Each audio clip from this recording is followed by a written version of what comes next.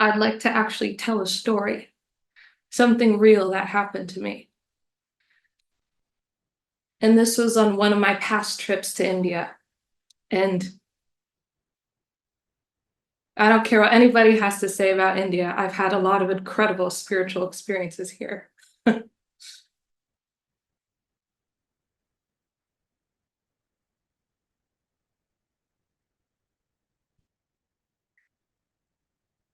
Vivi was actually with me during this time, and we had gone to an event. It was some sort of conference, and they had a bunch of keynote speakers, and we were watching everything, and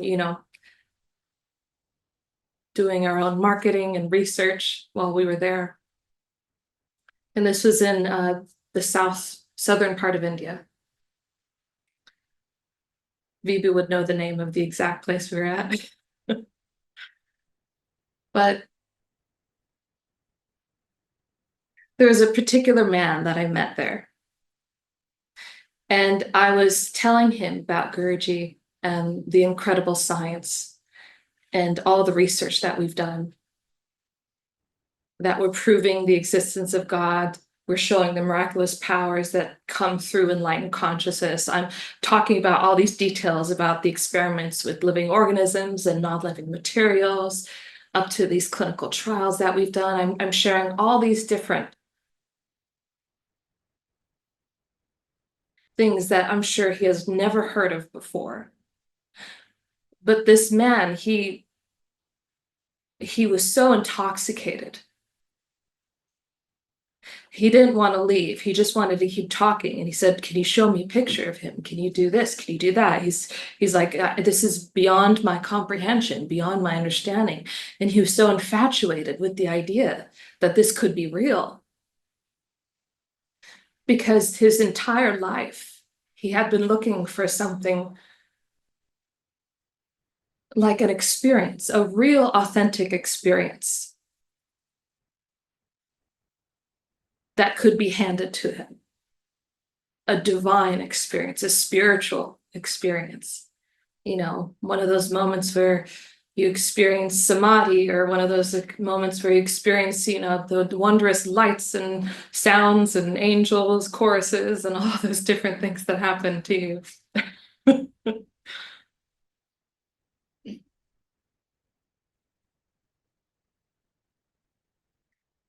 And we left that night, and we were actually supposed to meet with someone for breakfast the next morning.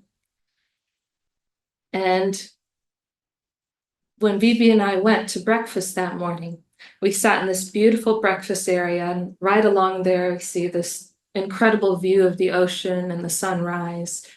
And we're sitting down, we're having breakfast, and we're waiting for this person, and this person doesn't show. He never shows up. And then lo and behold, a few tables over is that man again, looking for that spiritual experience. And he sees us sitting there, and he comes right over and he sits with us, and he, just wants to talk because they're about to go sightseeing and exploring everything, but he just wants to talk a little bit more. And so I talk more, and I start to share my story and my experiences. And then he brings up something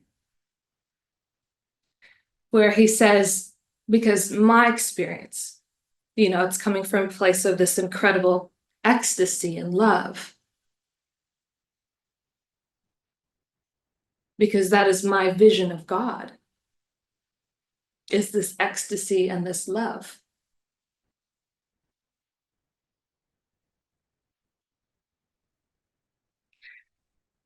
And he was saying, maybe what I'm going through, because I haven't experienced anything like that. I haven't experienced any spiritual experience, but I believe that a guru, a master, can really do that for you, can bring that to you. And we kept talking about the science and the experiments, and he wasn't interested in any of that. He just wanted to hear about the experience. He wanted to have that experience. And then he brought up something else. He said, there's this saying in Vedanta called neti neti and iti iti. He's saying, people share all these experiences, of God, all these experiences that they have, these visions, these wondrous things. But he's like, but how much of that is actually God and how much of that is a delusion? And we started talking, deep into philosophy and theory and all these different things. But the irony of that moment is right after that meeting, he left and he was still ecstatic and waiting to meet Guruji. And we left that meeting. And I knew that we were at that breakfast just to meet with this man and to talk with him. And as we were leaving, we were packing up the car, we were, making sure everything was ready to go. And we were going to do our own sightseeing, our own touring. And one of the places that Vivi had interested in taking me was some place called the Vivekananda Rock Memorial. And I know very little about Vivekananda and all these, saints. I know some about them. I know that he was a disciple of Sri Ramakrishna. And I know he was, an incredible, Vedantic monk, enlightened monk. And supposedly the story is that he swam to this island for, his final moment of awakening, for his enlightenment. He swam to the island, meditated there until he finally became awakened. And so, part of the sightseeing was like, there's not much else to do here except to see the beach and to, visit this temple, visit this rock memorial. And so the whole point, we were just traveling a few hours to see this rock memorial. And a few hours into the car ride, we got a phone call from the hotel. And the hotel said that we had left something behind. There was something that was left behind. I don't know if there's something at the front desk that Phoebe had forgotten. Sorry, calling you out, Phoebe.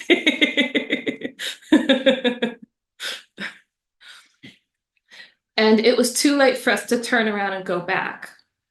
And so we decided that since the hotel was on the way back to the airport, we would just drive over tomorrow. And we arranged a time where we could drive over, maybe we'd have dinner at the hotel because BB is always concerned about, the white Americans traveling in India and what kind of food we can eat. So he's like, we'll eat at a good hotel that has safe sanitary food.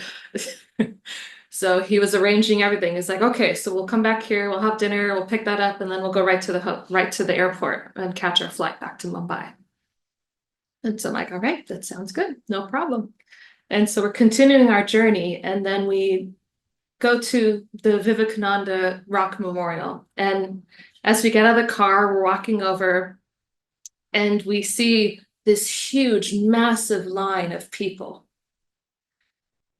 And I'm wondering, oh my goodness, are we going to have to wait in this huge line just to see this temple or this memorial? Or to take a boat, we have to take a ferry to reach the memorial. And it turns out that this line was for, a cheaper ticket. And there was another expedited one that was just a couple hundred more rupees. So we got to bypass the whole line. But it really kind of put into perspective, like, wow, the limitations of money and its freedom in your life and your capacity to do things. It really can have a dramatic impact. And so it got me thinking deeply about consciousness and money and freedom and all these different things and limitations. And I'm like, wow, that is fascinating. And we got to, get on the boat. We're getting ready to go on the ferry. And if you've ever had an experience of waiting in line and trying to get somewhere first in India, everybody just comes together and they start pushing you and shoving you and getting out of the way. This time it wasn't that much pushing, but there was a huge crowd of people. And Bibi and I somehow made our way onto the boat. We somehow got a seat. We got these life vests on us. And we made our way to the memorial. And there are two places on that memorial. There is the rock memorial for Vivekananda, and then there is another temple there, and it's the foot of Parvati. It's the foot of Parvati. It's where she did her devotions for Shiva because she wanted to marry Shiva, right? And so she performed her devotions and meditations there because she wanted to marry Shiva. And as you know, Parvati is the manifestation of Shakti. Shakti being the divine energy of the universe. It's the moving energy, the actionable force of life. That we are alive, what moves us and animates us is Shakti. It is this life force energy. And then we have, that unmovable mover, right? We have Shiva laying down in the universe, at ease. No, the absolute reality. Beyond definition and form, the unmoved mover. And so we visit the Parvati temple, we go to Vivekananda, and we're walking around this memorial, and I'm walking around, and one side of the rock memorial, it's completely still. There's no wind movement or anything because the temple itself, the memorial, is blocking the movement of the wind. And we go around to the other side, and the wind is whipping so wildly and so strong that when Bibi and I were trying to take pictures of each other, all you could see was my hair covering my face. We couldn't take any good pictures at all. It was wild, just untamed, wild nature. We saw, one side, the waves are crashing and thrashing against the island, and the other side, the waters are still because it's not being influenced by the waters, by the winds that are coming in. And as we were gazing over, you could see there's one point in which these oceans merge and they combine together, and it's considered a very sacred spot. But this ocean and this sea, they actually mix together. This is the exact point where they come together. And you can see it like the different colors in the water. You can see these blues and these greens and, these other colors that kind of stand out and are distinct from each other, and the moment in which they all merge and converge together. And it was such an incredible experience, and I loved every moment of it. It was just beautiful. And we got back in line. We took the ferry back home or back to the other mainland. And then from there, we got in the car and we found our hotel. And Guruji ended up calling Vivi, and he said, there's a specific place that I've been to here that you can see the sunset and the sunrise, right next to each other. Right? Different times, but it creates an incredible light show with the ocean and the sky. It's a very beautiful spot. He's like, take Dahryn there so she can see it. And so we end up finding that spot after checking into the hotel. We go there, we drive there, and we stand there and we watch the sun start to set. And we see the wonderful mixing of colors where it almost looks like the sky starts to mix into the water and you can't tell the difference between the two, and these orange clouds everywhere, and it was just beautiful as well.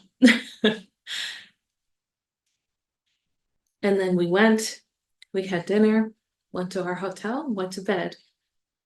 And the next morning Guruji said, all right, now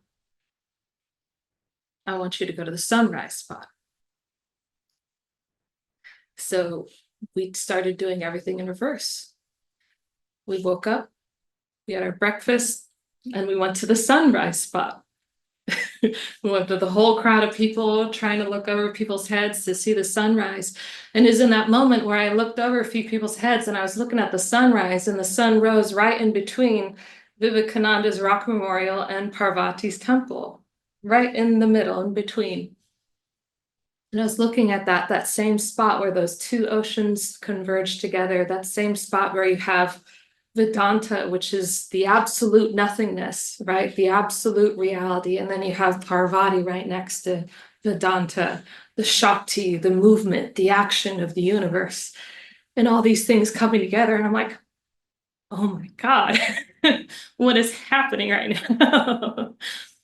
And so I'm witnessing all these things unfold, and I'm like, we're being taken on an incredible journey, aren't we? What's happening today? It's like it's the exact same replication of yesterday, but in reverse. And so we went to the sunrise spot, we went to our hotel, we checked out afterwards. And from there, Vivi was like, well, there's not much else we can do. You know, we have a lot of time before we need to go to the hotel and take our flight. He's like, do you want to go to the Rock Memorial again? And I'm like, it wasn't my recommendation, but it sounds like we're going to the Rock Memorial again. And again, we go there. We see that long line again. We come to the express line. We're on our way to take the ferry to go to the Rock Memorial the second time that day. This time it's a very different experience. This time there's a lot more people who are pushing, who want to get onto the ferry, who are shoving each other and knocking people out of the boat and fighting over these life jackets to go visit the sacred spiritual spot. And they're like viciously fighting with each other for their own moment of auspiciousness to worship the sacred. And so having people push this old man who's trying to get on the boat and he's too slow, so they're like pushing him to the side, and I'm just like, hey, and I'm like standing there like a rock, like, don't push anybody, I'm getting on here. And so we somehow wiggle our way onto that boat, and it's chaos, and the whole vibe is different amongst everybody. And we go there, but it's the same island, it's the same winds, it's the same ocean, it's the same temple, it's the same memorial. Also a wonderful experience. We get back on the boat, we come back. People are fighting to throw off their life jackets this time. And we make our way around. We get back in the car and we start driving to the hotel. And it's a few hours away, and we start driving, and suddenly we get to the hotel and Vivi picks up whatever he left.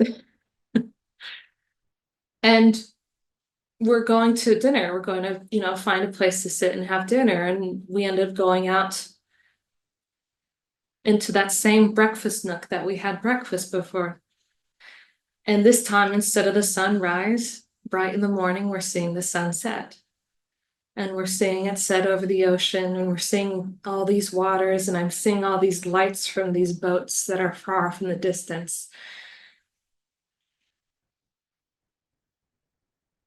And it's the most profound experience. The ecstasy that builds in my heart.